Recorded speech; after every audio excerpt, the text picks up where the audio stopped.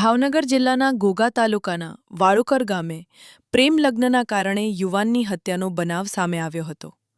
માહિતી મુજબ રવિભાઈ ઉર્ફે લાલો અનિલભાઈ કાળોતરા પર બસ સ્ટેશન નજીક 4 શખ્સોએ આડેધડ છરીના ઘા મારી જીવલેણ હુમલો કર્યો હતો, જેમાં તેમનું મોત નીપજ્યું હતું.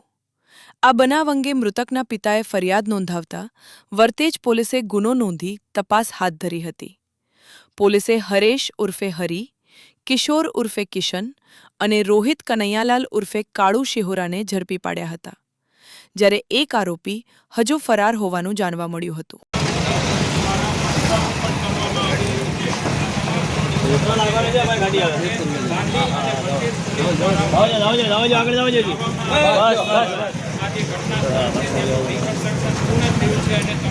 આજે ઈસમો છે, હત્યારાઓ છે, તેમને પોલીસ સ્ટેશન લઈ જવામાં આવી રહ્યા છે.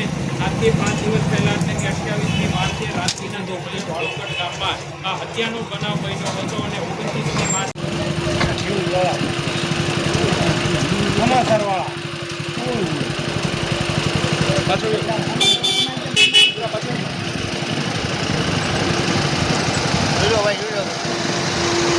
ગાડી